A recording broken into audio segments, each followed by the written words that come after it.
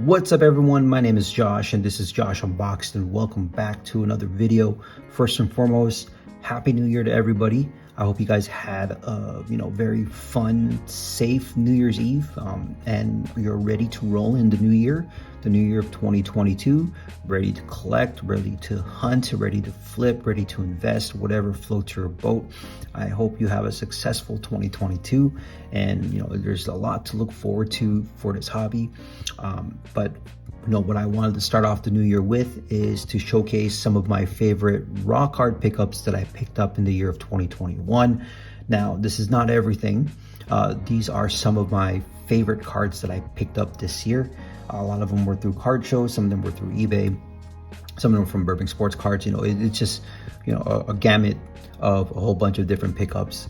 And like I said, these are all raw cards. Some of them might be high value, some of them might not be, but these are some of my favorite pickups for the year. And we're going to start things off with this 1968 Topps Hank Aaron card.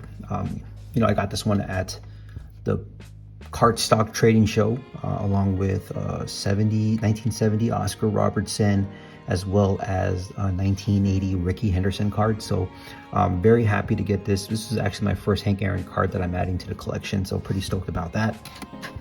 We got a 2021 Topps Finest Flashback Clayton Kershaw Gold Refractor. What makes this card so special is that it is numbered 22 out of 50, which is Clayton Kershaw's jersey number.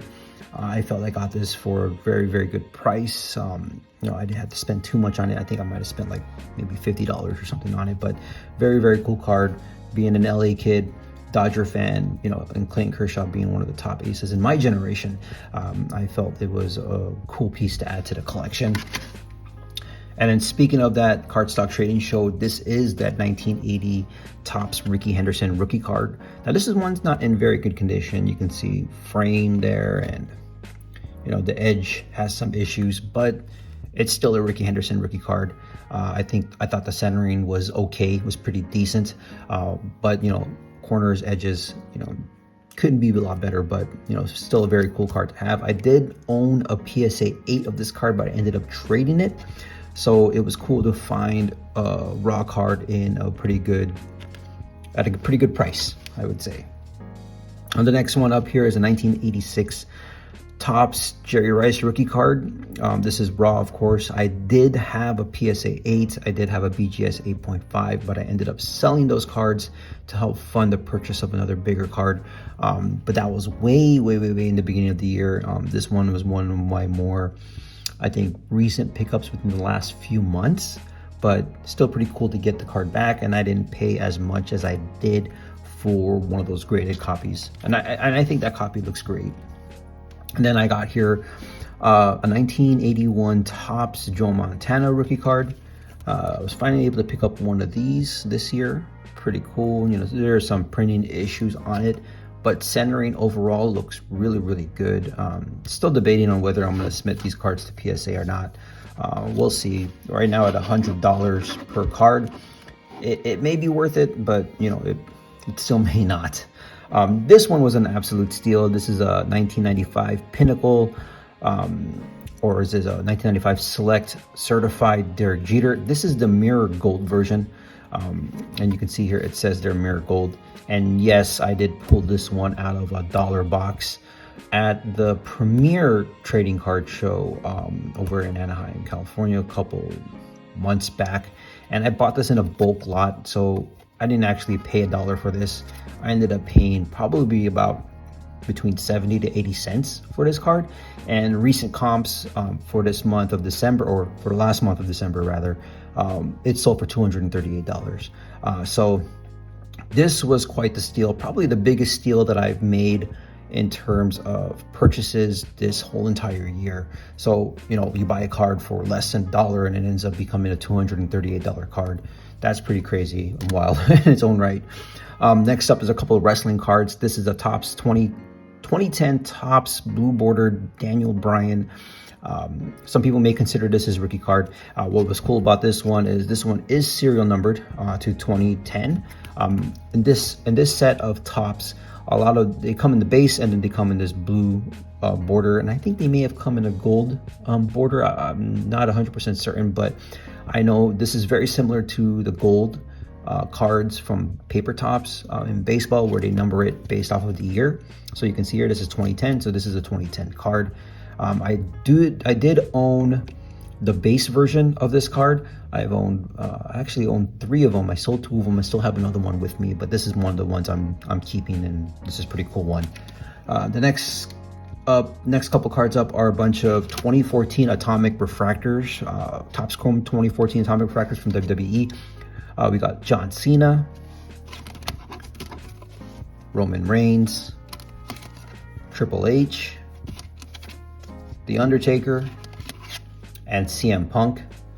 These cards were cool cards to get. You know, I'm a big WWE fan, so I decided to collect them once again. And then these other 3 cards are also from WWE. These are the more current Topps Chrome cards, 2020, or is this 2021 Topps Chrome? This is Orange Refractor of Liv Morgan. The Orange Refractors are numbered out of 25, so I got one of these. And then I also got Refractor auto of hers, number 199, and I picked up an Alexa Bliss refractor as well, auto refractor, number 199. Some of my favorite pickups this year. Ended up getting this Shohei Ohtani Topps Gold rookie card, number 2018. Now this card does have issues on the surface. I believe, I don't know if you can see it. If I remove it from the case, you can probably see it. There's a dimple around this area here. So still a pretty cool card, and you can see that corner there is kind of chipped as well. But I mean, it's a Shohei Ohtani Gold rookie card. Regardless of the condition of this card, I think it's still pretty cool to have. The next one up is a LeBron James Immaculate jersey card. This one is from 2019 Immaculate. The reason why I got this card and why I particularly targeted this card was because it comes from the 2020 All-Star game. And the significance of this game is because it was the whole entire Kobe Bryant tribute game, where every player wore either the number, I think it was the number 2 or the number 24 for both Gianna and also Kobe. So I thought, you know, that holds somewhat of a significant point in history for this game, especially for basketball, especially for this particular All-Star game, where that's the one thing I will remember, especially being a Kobe fan. I thought it was pretty cool. And to get something game worn by LeBron James that is specifically dated for that game, it is pretty cool in itself. But this is not the only game dated LeBron James card that I have that I'm going to show you guys. But this next one is a Tom Brady rookie card. This is from the 2000 Medal Series. I got this back in March when things were at a peak, but yet this Tom Brady card, raw especially, wasn't at that fever pitch quite yet. I ended up getting this card for, I remember the price too. This was $500 for this card, but that was back in March. I'm pretty sure the value of this card has gone up since then. I don't really keep too much track of my cards anymore, but I'm pretty sure this card has gone up since. The second to last card I'm going to show you guys is the other game dated LeBron James card, or rather booklet. This is a finals patch, or not a finals patch, but a finals jersey, game worn on game 1 of the NBA Finals. You can see it right here. It says there, the enclosed jersey material worn in game 1 of the 2013 NBA Finals is guaranteed by Panini America. Now these cards are numbered, or these booklets rather, are numbered to 99. The patches are super expensive, and as much as I would love to own a piece of the patch of this game worn jersey, I think personally this is good enough for me, especially when you know where this particular piece of jersey came from. So I thought that was pretty cool.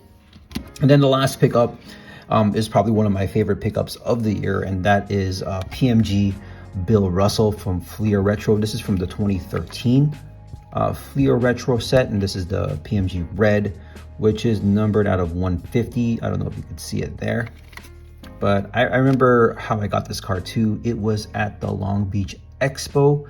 I ended up trading my Kobe Bryant Soul of the Game, I think that's 1999 Skybox insert, I believe. I sold it. I traded it raw 1-for-1 for this card.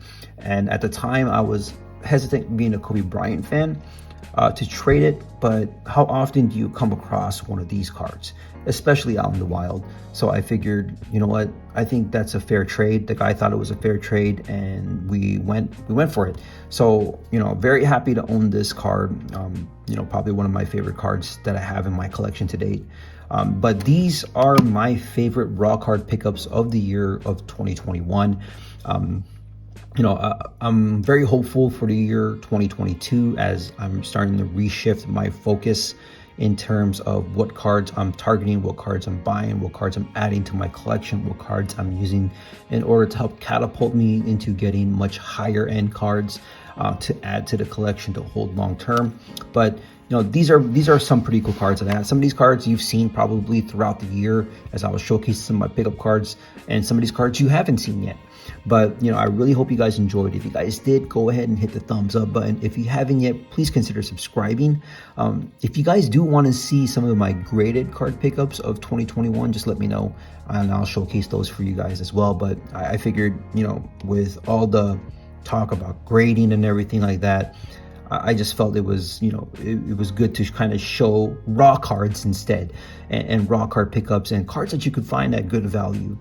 You don't always have to pay the high premium for graded cards, you know, even though you, in a sense, you know what the condition of that card is because it's been graded. But I have my thoughts on that, and I will dive deeper into that in another video. But, you know, that's pretty much it. And with that being said, my name is Josh, and I'll see you guys in the next video. Later.